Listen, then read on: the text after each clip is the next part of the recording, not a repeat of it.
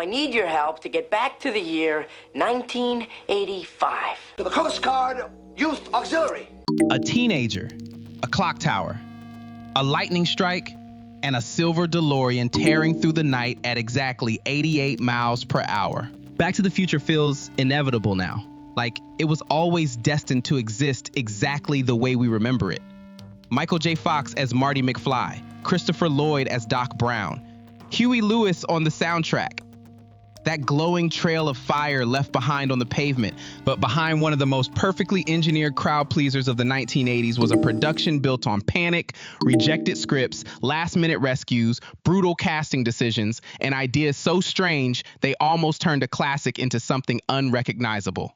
Because before Marty McFly became the face of time travel, another actor had already played him. Before the DeLorean became the most famous time machine in movie history, the time machine was almost something completely different. And before that lightning bolt hit the clock tower, Back to the Future had an ending so expensive, so bizarre, and so dangerous in implication that the filmmakers had to abandon it. Released in 1985 and directed by Robert Zemeckis from a script he wrote with Bob Gale, Back to the Future became more than a science fiction comedy. It became a piece of American movie mythology. Marty McFly, a teenager from Hill Valley, is accidentally sent from 1985 back to 1955 in a DeLorean time machine created by the wild-eyed scientist Doc Brown. There, he disrupts the first meeting of his own parents and suddenly has to save his family, his future, and his own existence before history erases him completely. On the surface, it is clean, funny, fast, and almost impossibly entertaining. But beneath that surface is a much messier Hollywood story. A story about a movie that studios kept rejecting. A star who was the first choice but could not get permission to do the film.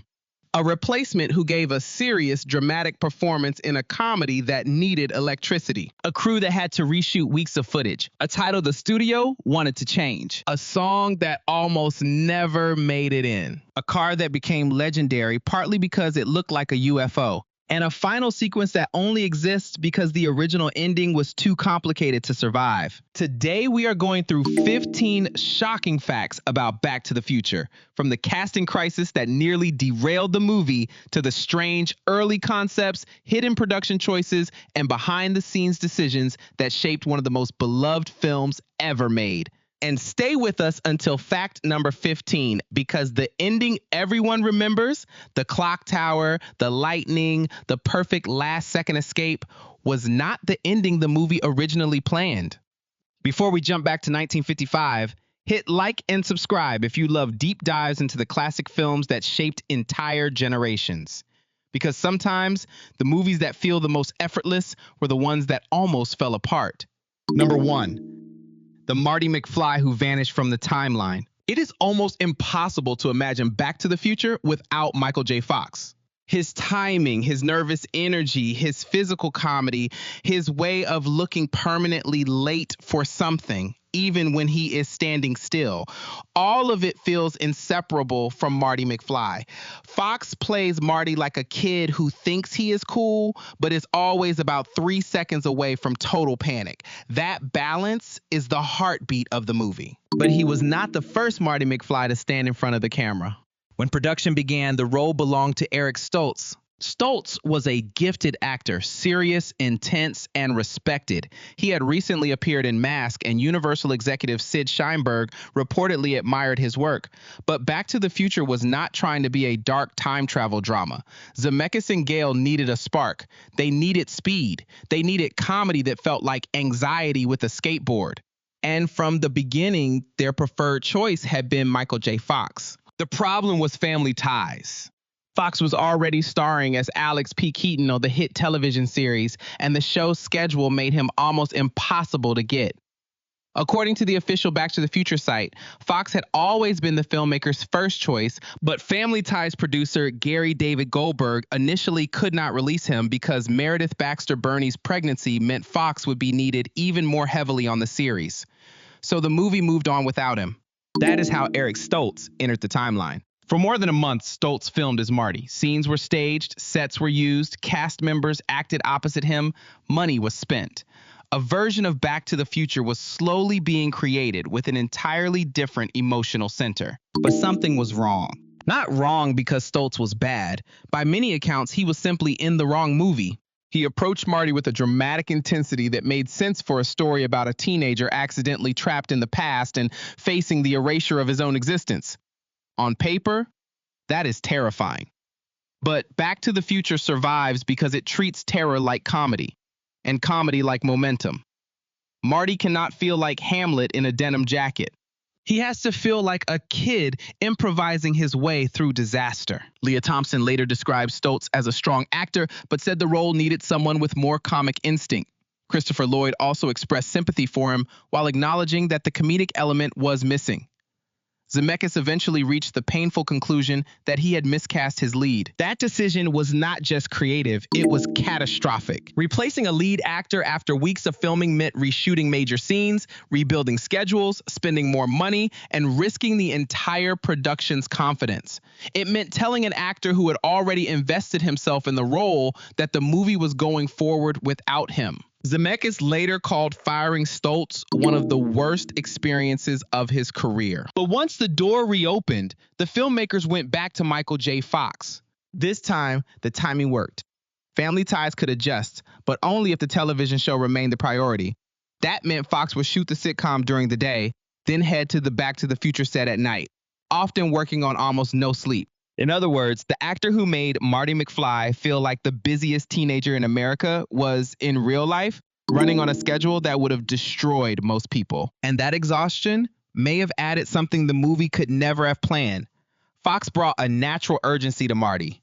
He always seemed like he had just arrived from somewhere else and had to leave again immediately, because he often had. The irony is almost too perfect. Back to the Future is a story about fixing a broken timeline, and before audiences ever saw it, the movie had to do exactly that. It had to erase one Marty McFly and replace him with another. Only then did the future finally click into place. Number 2, the movie nobody wanted to make. Before Back to the Future became one of the most beloved movies of the 1980s, Hollywood treated it like a problem nobody wanted to inherit. Robert Zemeckis and Bob Gale had the kind of idea that sounds instantly irresistible now. A teenager travels back in time, accidentally interferes with his parents' first meeting, and has to make them fall in love before he disappears from existence. It is funny, it is terrifying, it is emotional, it is simple enough for a child to understand, and clever enough to reward adults on the 10th viewing. But in the early 1980s, studio executives did not see a classic. They saw confusion. Time travel movies, they were told, did not make reliable money. Teen movies at that moment were often expected to be raunchier, louder, and more openly rebellious. Back to the Future was too sweet for some studios, too strange for others, and too hard to categorize for almost everyone. Bob Gale later said the script was rejected over 40 times. Over 40, not by one cautious executive, not by one studio that misunderstood the tone. The project was taken around town again and again, sometimes even returning to places that had already said no after management changed, and the answer kept coming back the same. No. The irony is that the very thing studios resisted became the film's secret weapon. Back to the Future did not belong neatly to one genre. It was not only science fiction. It was not only comedy. It was not only a teen movie. It was not only a family story. It was all of those things at once, and that made it hard to sell before anyone had seen it. Disney reportedly had its own problem with the premise. On paper, the idea of Marty's teenage mother developing a crush on him sounded too uncomfortable, even though the film's actual tone makes the situation awkward, comic, and suspenseful rather than sleazy. Other studios had the opposite complaint. They thought the movie was too clean, too sincere, too lacking in the raunchy teenage energy that had become fashionable after movies like Porky's. So Back to the Future was caught between two impossible notes. Too innocent for some, too dangerous for others. That is where the story becomes revealing, because many rejected classics have one thing in common. Before audiences know how to love them, executives often do not know how to describe them. Back to the Future was a movie about nostalgia that did not feel old. A science fiction story with almost no outer space. A teen comedy where the biggest suspense comes from whether a father will find the courage to stand up for himself. A blockbuster built not around destruction, but around timing. And timing, appropriately, is what finally saved it. After Zemeckis directed Romancing the Stone, and that film became a hit in 1984, Back to the Future suddenly looked less like a risky script and more like the next project from a filmmaker with commercial momentum. Steven Spielberg's support also mattered enormously. With Spielberg's Amblin Entertainment behind it and Universal involved, the movie that everyone had passed on finally moved toward production. But that long stretch of rejection did something useful. It forced Zemeckis and Gale to sharpen the machine. Every setup had to pay off. Every joke had to carry story. Every piece of 1955 had to reflect, distort, or threaten 1985. Nothing could simply sit there. That is why the finished film feels so tight. The skateboard, the clock tower, the family dinner, the campaign to save the clock tower, George's weakness, Lorraine's loneliness, Biff's cruelty, Doc's invention, the lightning strike. Everything matters. The studios may have thought they were rejecting a weird time travel comedy. What they were really rejecting was one of the most carefully built screenplays of its decade. And the strangest part is this: Back to the Future only became timeless after Hollywood spent years insisting it had no future at all. Number 3, the time machine was almost a refrigerator. The DeLorean is now so fused with Back to the Future that it feels less like a prop and more like a character. The stainless steel body, the gold wing doors, the smoke pouring out as it rolls down the ramp, the way Marty stares at it in the Twin Pines Mall parking lot, half impressed and half convinced Doc Brown has finally lost his mind. It is one of the great entrances in movie history. But originally, Marty McFly was not going to travel through time in a car. He was going to climb into a refrigerator. In early versions of the story, the time machine was not a sleek vehicle built from a failed sports car. It was a stationary device. In one early concept, the climax involved Marty being taken to the Nevada desert where a nuclear test would provide the energy needed to send him back to 1985. The image is bizarre, almost like the film briefly wandered into a Cold War nightmare. Instead of racing toward a clock tower, Marty would be trapped inside a refrigerator as atomic power blasted him through time. It might have been memorable, but it would not have been Back to the Future. Steven Spielberg reportedly objected to the refrigerator idea because of a very practical fear. Children might imitate the movie and climb into abandoned refrigerators. That concern helped kill the concept. And once the refrigerator disappeared, the story needed motion. That is where the DeLorean became genius. Because Back to the Future is not just about time. It is about speed. It is about deadlines. It is about a boy trying to outrun the collapse of his own existence. A stationary machine could send Marty through time, but it could not give the movie that perfect propulsive image of history being changed at 88 miles per hour. Robert Zemeckis saw the advantage of a vehicle, and the DeLorean, with its strange metallic body and gull-wing doors, had something no ordinary car could offer.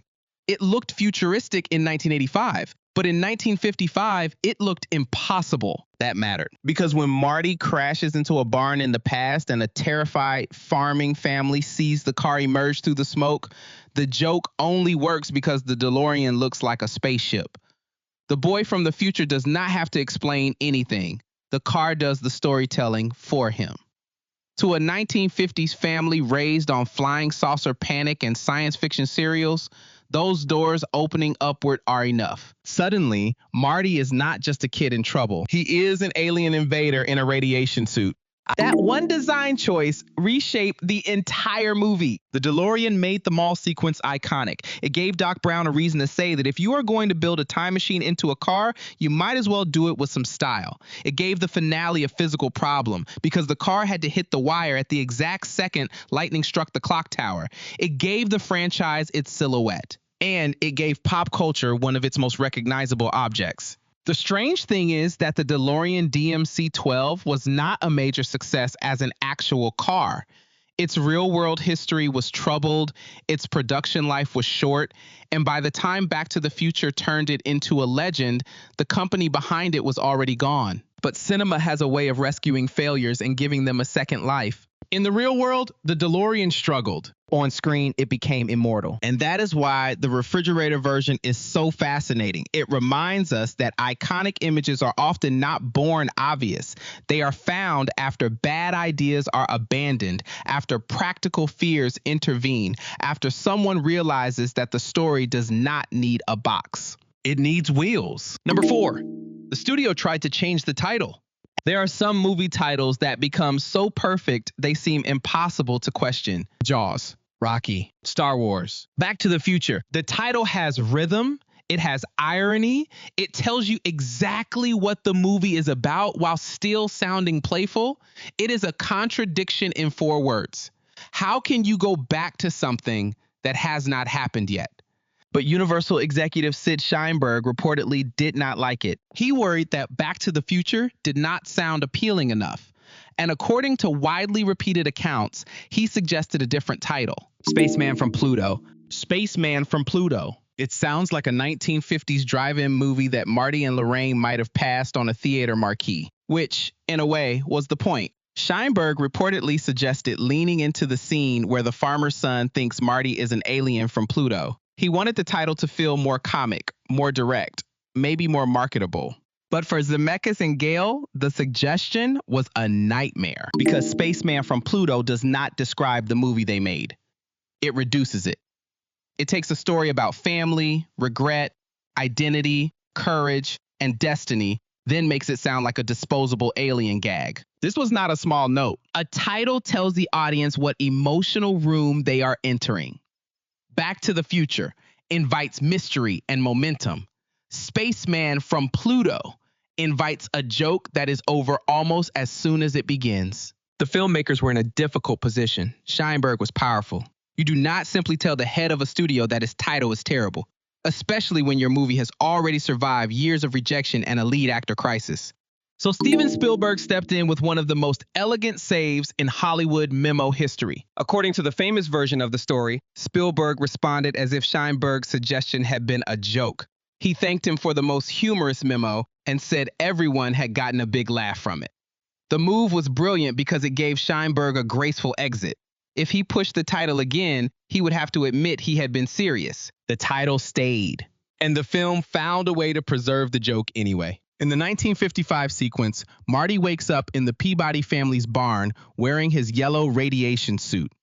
The family sees the DeLorean. The child holds up a comic book. The father assumes this thing must be from outer space. That is where Spaceman from Pluto belongs, not on the poster, inside the movie, as a gag. It is easy to laugh at the rejected title now, but the story reveals something deeper about how fragile movies can be before release. A different title could have changed expectations. It could have made the film seem cheaper, narrower, sillier. It could have made audiences think they were buying one kind of movie when the filmmakers had actually made something much richer. Back to the Future survived because the people protecting it understood its tone. Not too serious, not too silly, not science fiction as hardware, not comedy as noise. A story about the past, the future, and the terrifying possibility that one wrong move can erase everything you love. And luckily, it did not enter history as Spaceman from Pluto. It entered history as a promise. Back to the Future. Number 5, Michael J. Fox was basically time traveling in real life. When Michael J. Fox finally became Marty McFly, the movie got exactly what it needed. But Fox paid for it with sleep. By the time he joined Back to the Future, he was not a struggling actor waiting by the phone. He was already the breakout star of Family Ties, one of the biggest sitcoms on American television. That meant he could not simply leave the show and disappear into a movie shoot. The television series had priority. The movie had to work around it. So Fox did both. During the week, he would report to Paramount for Family Ties. Then, when the sitcom day was finished, he would travel to Universal to shoot Back to the Future deep into the night. According to the official Back to the Future site, from mid-January through mid-March, a typical weekday meant working on Family Ties from 10 a.m. to 6 p.m., then going to the film set from around 6:30 p.m. until roughly 2:30 a.m. Friday was even worse because Family Ties taped in front of a live audience. Fox could work on the sitcom through the evening, arrive on the movie set around 10 p.m., and keep shooting until 6 or 7 in the morning. Think about what that means. The star of Back to the Future was filming a movie about a teenager desperately trying to make it through impossible deadlines while living inside an impossible deadline himself. There is something almost mythic about that. Marty McFly is always late. Late for school, late for band auditions, late to meet Doc at the mall, late to stop his parents from drifting apart, late to the clock tower, late to save Doc Brown. His entire story is a chase against time. And Michael J. Fox was performing that chase while his own life had become a chase against time. That may be one reason the performance never feels sleepy, even though the actor often was. Fox does not play Marty like a relaxed movie hero. He plays him like a kid whose brain is firing faster than his body can keep up. Every line has a little jump in it. Every reaction feels like it arrives half a second before disaster. His face is constantly recalculating. That energy is not just acting. It is the feeling of a young performer running between two separate careers, two separate studios, two separate versions of himself. On one set, he was Alex P. Keaton, the conservative teenage overachiever with a suit, a briefcase, and a joke ready for every family crisis. On the other set, he was Marty McFly, a guitar-playing slacker with a skateboard, a jean jacket, and a time machine he absolutely did not understand. The incredible part is that the two roles never blur. Alex feels sharp, controlled, verbal. Marty feels physical, reactive, emotional. Fox was exhausted, but he did not give Back to the Future a half performance. He gave it the exact nervous electricity the movie had been missing.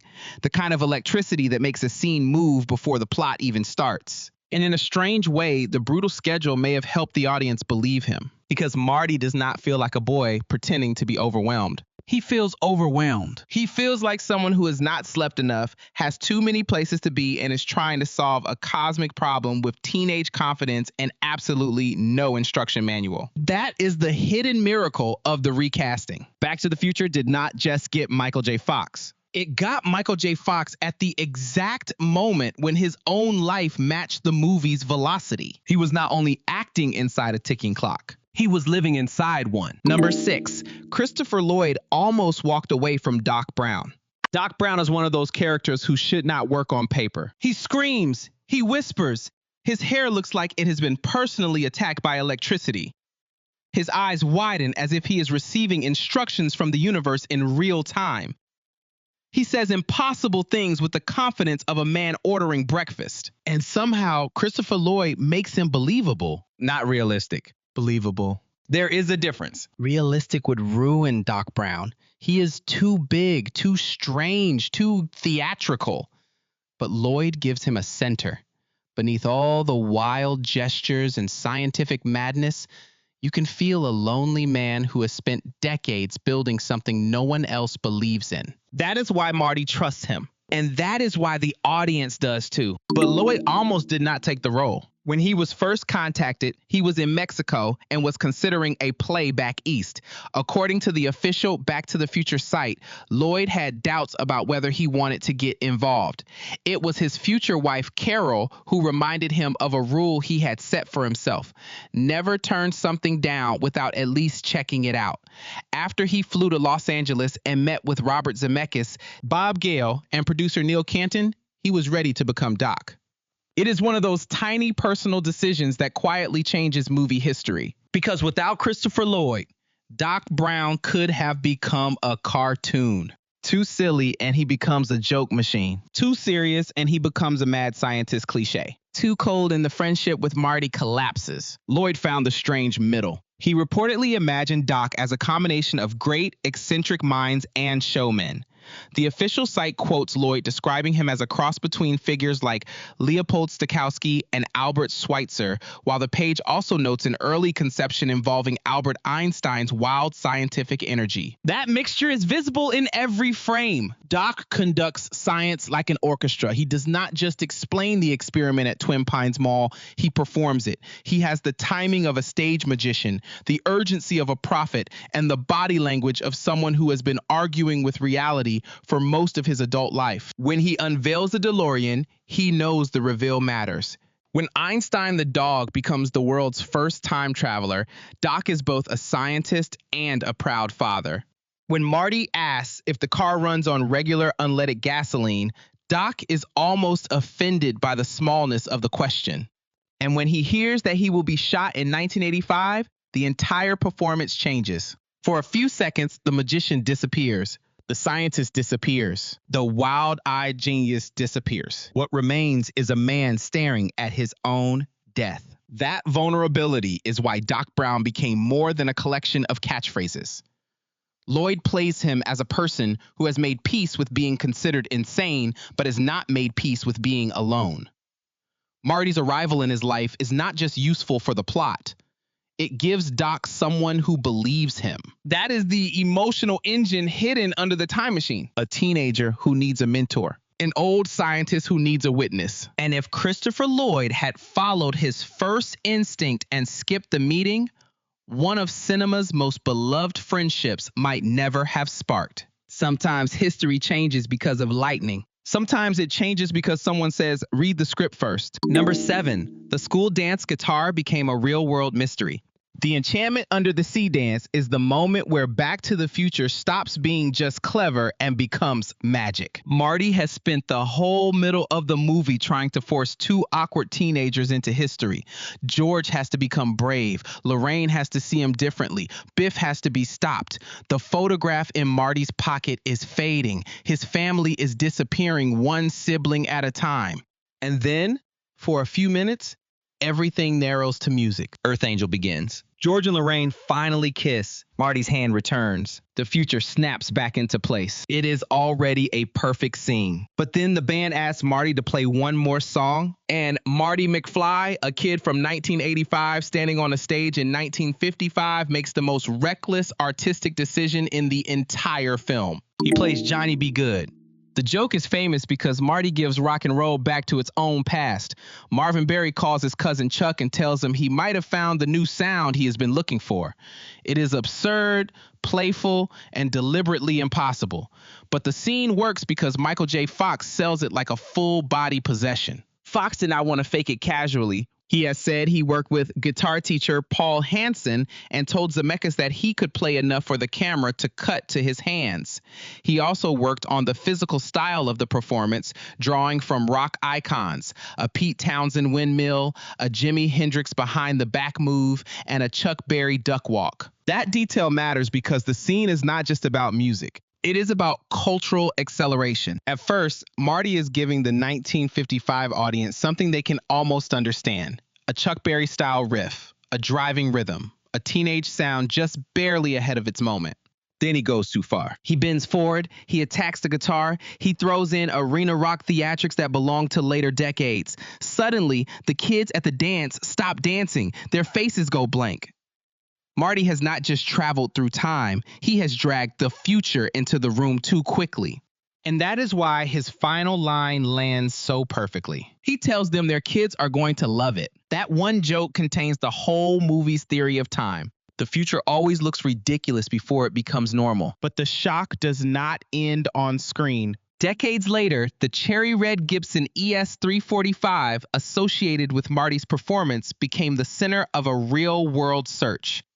Reports in 2025 said Gibson was trying to locate the guitar used in the original film, describing it as missing since the production era and tied to a public Lost to the Future effort connected to the film's 40th anniversary. The guitar had reportedly been rented from Norman's Rare Guitars in Los Angeles and returned after filming, after which the trail became unclear. There is something strangely fitting about that. Back to the Future is a movie about objects that carry time inside them. A clock tower flyer, a family photograph, a skateboard, a DeLorean, a guitar. And somewhere out there, possibly in a private collection, possibly misidentified, possibly sitting quietly in a case, is a piece of movie history that helped turn Marty McFly from a time traveler into a rock and roll myth.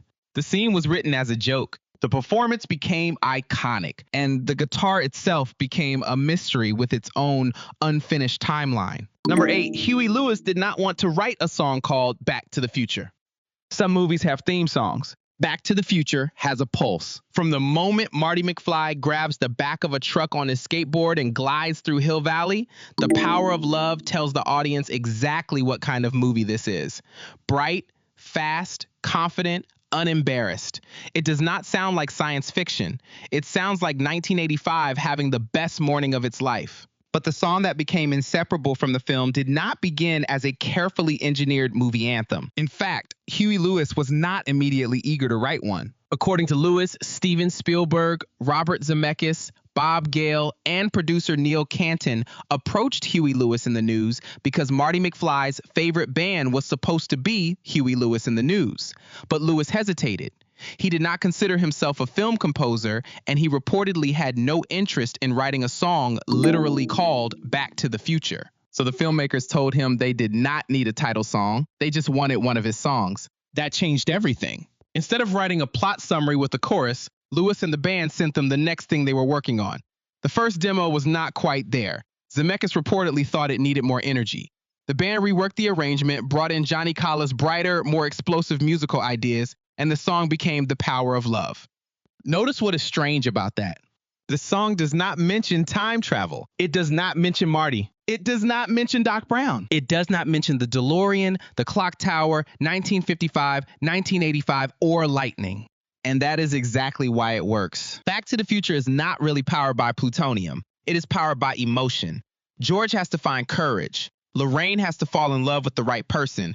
Marty has to believe that one moment of bravery can reshape an entire life. The title of the song sounds almost too simple, but inside the movie, it becomes a thesis statement. The power of love changes history. Then the movie adds one of its best inside jokes. Early in the film, Marty and his band, the Pinheads, audition for the school dance by playing a loud rock version of The Power of Love. A stern judge with a megaphone cuts them off and says they are just too darn loud. That judge is Huey Lewis himself. Lewis later said he was reluctant because he was not an actor, but Zemeckis liked the idea as long as Lewis went uncredited. It became an inside joke. The man who made the song famous rejects Marty for playing his own song too loudly. It is a tiny cameo, but it captures the film's sense of humor perfectly. Back to the Future loves paradoxes. Marty invents Chuck Berry before Chuck Berry. Marty becomes the mysterious figure who helps his father become the man he remembers. Marty is rejected by Huey Lewis while playing Huey Lewis. Everything folds back on itself. And then outside the movie, The Power of Love became bigger than anyone expected. It became Huey Lewis and the News' first #1 hit on the Billboard Hot 100 and helped carry the movie's energy into pop culture before many audiences even understood what Back to the Future was. In other words, the song that did not want to be a movie song became one of the most movie-associated songs of the decade. It did not need to explain the film, it made the film move. Number 9, Biff Tannen was more than a bully. Every great adventure needs a force trying to keep the hero small. In Back to the Future, that force is Biff Tannen. Biff is not complicated in the way Doc Brown is complicated, or tragic in the way George McFly is tragic. He is blunt. He is loud. He is entitled. He moves through Hill Valley like the town has already surrendered to him. In 1985, he humiliates George at work. In 1955, he stalks Lorraine, threatens George, and treats violence like a language everyone else should understand. He is funny because Thomas F. Wilson plays him with perfect comic timing, but he is also dangerous. That balance is why Biff works. A weaker movie would have made him only a cartoon. Back to the Future makes him ridiculous, but never harmless. When he mangles expressions, crashes into manure, or bullies George with the confidence of a man who has never been challenged, the audience laughs. But when he corners Lorraine in the car, the laughter stops. Suddenly, Biff is not just a school bully. He is the dark future George never stood up to. And that is what makes the punch matter. George McFly knocking out Biff is not just a crowd-pleasing revenge moment. It is the hinge of the entire movie. It is the moment George changes from spectator to participant in his own life. It is the instant the McFly family line stops being shaped by fear. The film is built so carefully that this single punch echoes across 3 decades. In the original 1985 timeline, George is weak, nervous, and trapped beneath Biff's authority. Lorraine is unhappy. The family is emotionally dimmed. Marty is embarrassed by his home before the time machine ever appears. Then Marty changes the past. George stands up. Biff goes down, and the future improves. That simplicity is part of the fantasy. Back to the Future knows real life rarely reorganizes itself after one heroic punch. But movies are allowed to compress emotional truth into a single image. And the truth here is that one act of courage can redraw the boundaries of a life. Thomas F. Wilson also gave Biff something that made him unforgettable: vocabulary. Make like a tree and get out of here. Why don't you make like a tree and get out of here? Every wrong phrase becomes a character detail. Biff is not just dumb. He is aggressively wrong. He says mistakes with authority. He is the kind of person who can be incorrect and still expect the room to obey him. That comic arrogance would later become even more important in the sequels, where Biff mutates from bully to tyrant to ancestor. But the template is already here in 1985. Back to the Future understands that villains are not always galactic emperors or criminal masterminds. Sometimes the villain is the guy who has been standing behind you since high school, laughing at your weakness until you start believing he is right. The shock of Biff is not that he exists. The shock is how much damage one person like him can do if nobody ever stops him. And when George finally does, the movie does not treat it like a small victory. It treats it like history being rewritten, because it is. Number 10, Crispin Glover's George McFly made the movie stranger, sadder, and better. George McFly could have been a simple joke. The awkward dad, the weak father, the nervous teenager who grows into a nervous adult. In a broader comedy, George might have existed only to be laughed at. Crispin Glover made him something much more unusual. He made George fragile. Watch the way he moves in 1955. His shoulders fold inward. His voice rises and cracks. His hands seem unsure where to belong. He laughs like someone apologizing for taking up space. He is not merely shy.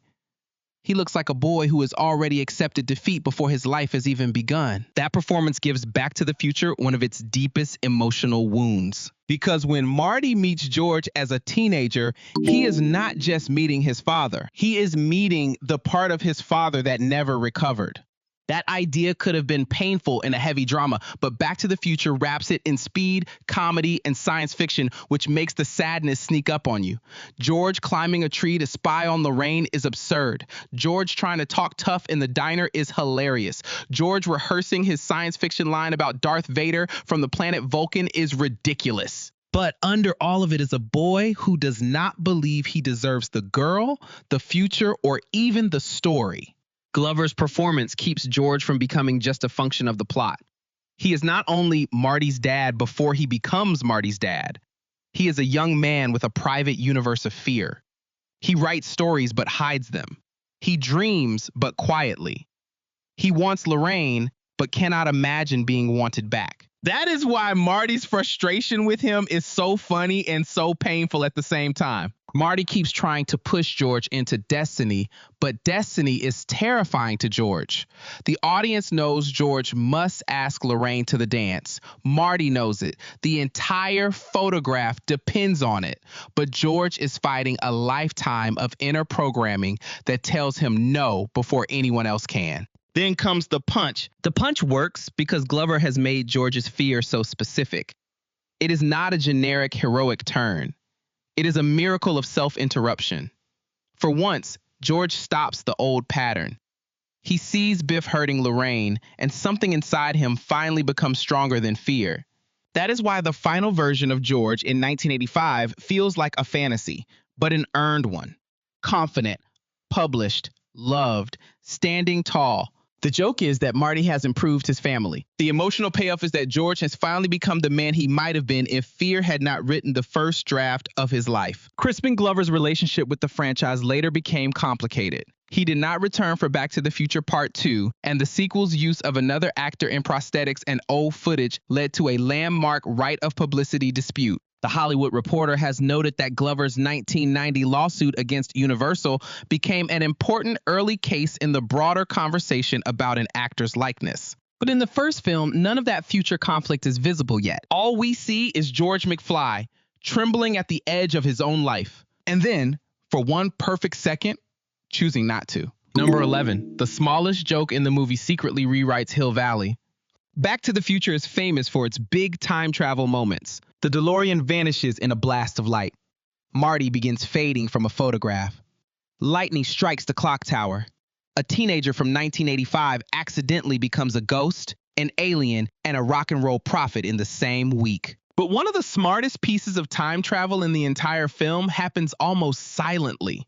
It is a sign. At the beginning of the movie, Marty meets Doc Brown at Twin Pines Mall. The name feels like background detail. Just another suburban shopping center in 1985. Nothing about it asks for attention. Then Marty goes back to 1955. He crashes into Old Man Peabody's barn, panics the family, and escapes in the DeLorean across Peabody's farmland. As he speeds away, he runs over one of the 2 small pine trees planted near the property. It is a quick gag, a blinking you miss it moment. But when Marty returns to 1985, the mall is no longer called Twin Pines Mall. It is called Lone Pine Mall. That is Back to the Future's entire genius in miniature. The movie does not stop to explain it. No character turns to the camera. No dramatic music underlines the change. The sign simply tells you that history has shifted. And if you were paying attention, you get the reward. A lesser movie would have made the change louder. Back to the Future trusts the audience. That tiny joke does several things at once. It proves Marty's actions have consequences. It shows that the past is fragile. It tells us the timeline has changed before the characters even begin talking about it. And it gives the viewer the private thrill of noticing something the movie does not need to announce. This is why Back to the Future feels so rewatchable. It is not just a movie with a clever plot. It is a movie full of planted details, the kind that sit quietly in the background until a second viewing makes them glow. The clock tower flyer Marty receives in 1985 becomes the key to saving him in 1955. The skateboard chase in 1985 becomes a proto-skateboard chase in 1955. The song Marty plays at the school dance loops forward into rock and roll history. Even the name of the mall becomes a fossil of Marty's mistake. The film teaches the audience how to watch it. Every object might matter. Every line might come back. Every joke might secretly be a plot point wearing a fake mustache. And that is why the pine tree gag is more than cute. It is a promise. If a single crushed tree can survive 30 years as a changed mall sign, then everything Marty touches is dangerous. The future is not a destination. It is a crime scene. And Marty has left fingerprints everywhere. Number 12. Ronald Reagan loved the joke so much it escaped the movie. One of Back to the Future's funniest jokes depends on a very simple question. Doc Brown, standing in 1955, asks Marty who the president is in 1985. Marty tells him, Ronald Reagan. Doc stares at him like Marty has just said the moon is running for Congress. Ronald Reagan? The actor? It is a perfect 1955 joke because, from Doc's point of view, the idea is ridiculous. Reagan is not a future political icon yet. He is still associated with Hollywood, television, and movie star celebrity. The line works because it lets time itself become the punchline. But the strangest part is what happened outside the film. Ronald Reagan actually saw the movie, and according to later accounts, he enjoyed that joke so much that he reportedly asked the projectionist to stop and run it back so he could watch it again. That is already surreal. A movie makes a joke about a former actor becoming president, and the former actor who became president laughs hard enough to replay it. But then the loop gets even stranger. In his 1986 State of the Union address, Reagan directly referenced Back to the Future and quoted one of the movie's most famous lines, "Where we're going, we don't need roads." At that point, the movie had completed a cultural circuit most films never touch. It had made fun of political history, then political history quoted it back. That is part of what made Back to the Future such a uniquely 1980s phenomenon. It was not only a hit, it became a shared language. Audiences recognized the DeLorean, the vest, the skateboard, the clock tower, the music, and the lines. Even the president of the United States could use the movie as a public metaphor and assume people would understand the reference. But there is something deeper in the Reagan joke, too. Back to the Future is a movie obsessed with how absurd the future looks from the past. The idea that a movie actor could become president sounds insane to Doc in 1955, but by 1985, it is ordinary reality. That is the film's recurring punchline. Every era thinks the next one is impossible. Rock music sounds too loud until it becomes classic. A DeLorean looks like a spaceship until it becomes an icon. A teenage outcast looks like a nobody until one act of courage changes his life. A Hollywood actor sounds like a joke until he becomes president. The movie never lectures about history. It does something better. It lets history embarrass itself. Doc Brown's disbelief is funny because it is logical. Marty's answer is funny because it is true. Reagan's reaction is funny because the joke is about him and he still understood the charm of it. Then, when Reagan used the movie's closing line in a national speech, Back to the Future stopped being just entertainment. For one brief moment, it became a piece of American political theater. A film about time travel had traveled into the language of the presidency, and somewhere, Doc Brown's wildest expressions suddenly seemed too small. Number 13, Courthouse Square survived like a time traveler. Hill Valley does not feel like a set. It feels like a memory. The town square, the courthouse, the clock frozen at 10:04, the storefronts, the streets where 1955 and 1985 seem to sit on top of each other like two photographs held against the same light. That feeling is one of the reasons Back to the Future works so well. The movie does not need to send Marty to ancient Rome or a distant planet. It sends him to the same place 30 years earlier. Same geography, different soul. But Hill Valley was not a real town. It was built from one of Hollywood's most famous backlot locations, Universal's Courthouse Square. The square had appeared in other productions before Back to the Future, but Zemeckis and Gale used it with extraordinary clarity. They made the courthouse clock not just scenery, but destiny. They turned the center of town into the center of the plot. In 1955, it is alive, bright, busy, full of cars, storefronts, campaign posters, and small town ceremony. In 1985, it is worn down, the theater has changed, the businesses have shifted, the square feels like a place that survived but lost its shine. The same set becomes two emotional states. That is production design doing narrative work. The clock tower especially becomes one of the film's great visual anchors. It begins as a local preservation issue. A woman hands Marty a flyer asking people to save the clock tower. At first, it seems like comic texture, another odd detail from a sleepy town. Later, that flyer becomes a map to survival. The time lightning struck, the exact minute, the clue Marty needs to get back home. It is one of the most elegant setups in blockbuster screenwriting. The movie gives Marty the answer before he knows the question. But the real-world history of Courthouse Square has its own strange sense of survival. The Universal backlot has suffered major fires over the decades, including the 2008 Universal Studios fire, which damaged several backlot areas. Contemporary reports noted that the Courthouse Square location associated with Back to the Future was among the areas damaged, though the courthouse facade itself has been rebuilt and preserved in different forms over time. That history only adds to the mythology. A fictional town about time, memory, and reconstruction was itself damaged, restored, reused, and remembered. Courthouse Square has become one of those places where cinema and memory blur. Visitors do not just see a backlot facade. They see Marty racing through the rain. They see Doc hanging from the clock. They see lightning tearing across the sky. They see a teenager trying to hit a wire at the exact second his future depends on it. And that is the hidden power of Hill Valley. It is not a place because it exists. It is a place because millions of people remember being there. Back to the Future made a studio street feel like a hometown. Then time, fire, restoration, sequels, tours, and nostalgia turned that hometown into a landmark. Not every time traveler drives the DeLorean. Some are built from plywood, paint, and one unforgettable clock. Number 14. The ending was not supposed to launch a trilogy. The final scene of Back to the Future feels like one of the most famous sequel setups in movie history. Marty wakes up in a better 1985. His father is confident, his mother is happy, his siblings are successful. Biff is polishing the family car instead of tormenting the family. Everything that was broken at the beginning has been rewritten. Then Doc Brown bursts back into Marty's driveway. The DeLorean has been upgraded. It flies now. Doc is wearing futuristic clothes. Jennifer gets pulled into the car. Marty barely has time to understand what is happening before Doc tells him they have to go to the future. Something has to be done about his kids. And then comes the line, roads?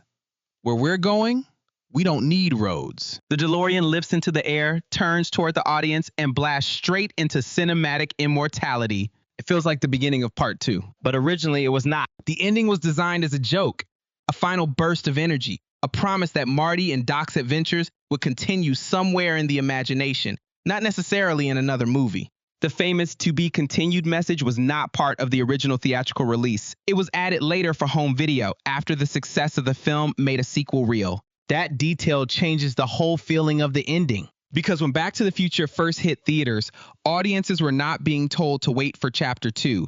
They were being released into the fantasy. The movie had completed its emotional arc, fixed Marty's family, saved Doc Brown, and then given viewers one last impossible image. A flying time machine. It was less a cliffhanger than a wink, but that wink created a problem. When Universal wanted a sequel, Zemeckis and Gale suddenly had to deal with the fact that Jennifer was in the car. Bob Gale later admitted that if they had known part 2 was definitely happening, they never would have put Jennifer in the DeLorean. Because then they had to figure out what to do with her once the story reached 2015. That is why Jennifer becomes strangely difficult for the sequel. The first film brings her along as part of a punchline. The second film has to turn that punchline into plot. It is one of the funniest accidents in franchise history.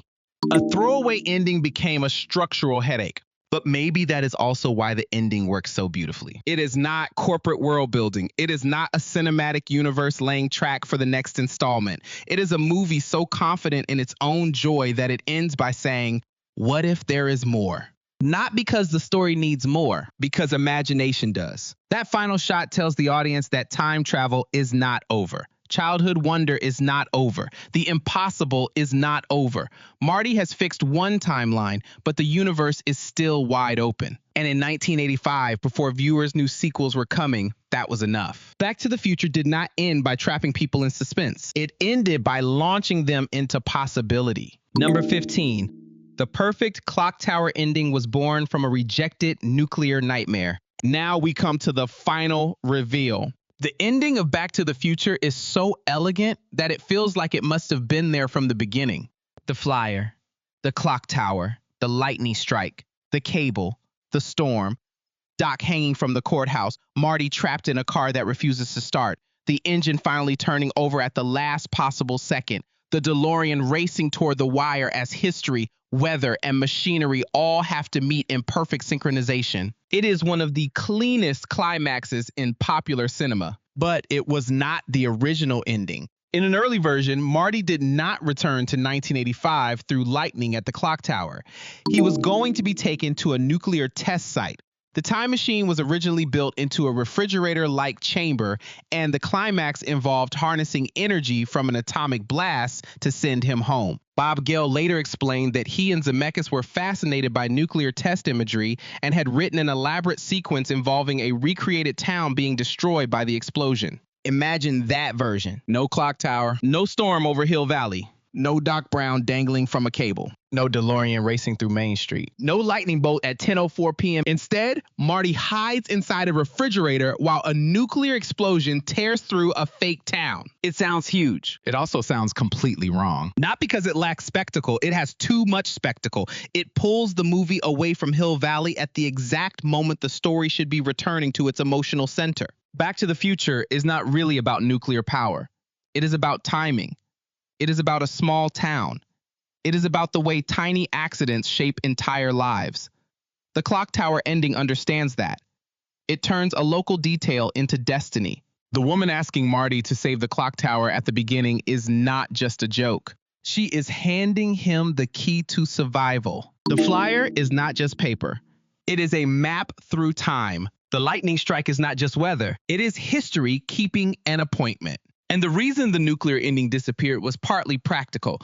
The studio needed budget cuts, and building an entire town just to blow it up was an obvious place to save money. Gale later said they developed the clock tower sequence while walking around the back lot, turning the cheaper solution into the more perfect one. That is the secret behind so many great movie moments. Limitations force meaning. The expensive version would have been bigger. The cheaper version became iconic. The clock tower finale works because every piece of the movie has been quietly moving toward it. Marty receives the flyer in 1985. He learns about the lightning in 1955. Doc builds the plan. The town square becomes the stage. The storm becomes the countdown. The DeLorean becomes the bullet. The clock becomes the trigger. Everything converges. That is why the climax feels satisfying in a way an atomic blast never could. A nuclear explosion would have overwhelmed the story.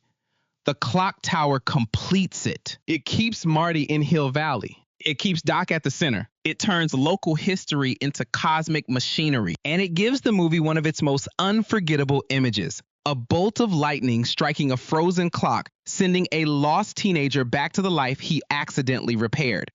The shocking fact is not just that the ending changed. The shocking fact is that budget pressure may have saved the movie from its own biggest idea. Sometimes the future is not improved by adding more. Sometimes the future is saved by cutting away everything that does not belong. Final reveal. When people talk about Back to the Future, they often talk about how perfectly it works. And they are right, but perfection is misleading because this movie was not born perfect. It was rejected over and over. It lost its first Marty. It almost had the wrong time machine. It almost had the wrong title. Its star was filming on almost no sleep. Its ending changed because the production could not afford the original version. Its final scene accidentally created problems for a sequel nobody had fully planned. Back to the Future feels effortless because an enormous amount of effort was spent hiding the seams. That is the real magic trick. Not the DeLorean, not the lightning, not the disappearing photograph. The magic trick is that a chaotic production became one of the most precise movies ever made. And maybe that is why it still lasts. Because underneath the science fiction, Back to the Future is not asking whether time travel is possible. It is asking something much more personal. What if you could see your parents before they became your parents? What if you could understand the fear that shaped them? What if one moment of courage could change the atmosphere of an entire family? What if the people you thought were fixed, ordinary, embarrassing, or disappointing were once just kids, standing in front of the future with no idea what they were becoming? That is why the movie still hits. It is not just about going back to 1955. It is about realizing that everyone comes from a past they barely understand. Marty McFly goes back in time to save himself, but what he really does is learn to see his family. Outro. 40 years later, Back to the Future still moves like a machine built by Doc Brown himself. Messy on the outside, miraculous once it starts running. The jokes still land, the music still lifts, the clock tower still feels impossible. Michael J. Fox still looks like the only person who could have played Marty McFly. Christopher Lloyd still makes madness feel noble, and the DeLorean still looks like it could burst through time at any second. But now when you watch it again, look closer. Look at the details hiding in plain sight. The mall sign that changes because of one tree. The flyer that becomes the way home. The title that survived a bad studio memo. The song that does not mention time travel but somehow powers the whole movie. The actor who vanished from the timeline so another actor could become unforgettable. The ending that became perfect only after the bigger ending disappeared.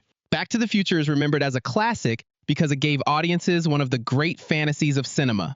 The chance to go back and fix what went wrong. But its behind-the-scenes story gives us something just as powerful. Proof that sometimes the thing that almost falls apart is the thing that becomes timeless. Closing CTA. If you enjoyed this journey through the hidden history of Back to the Future, hit like, subscribe, and tell us in the comments which details shocked you the most.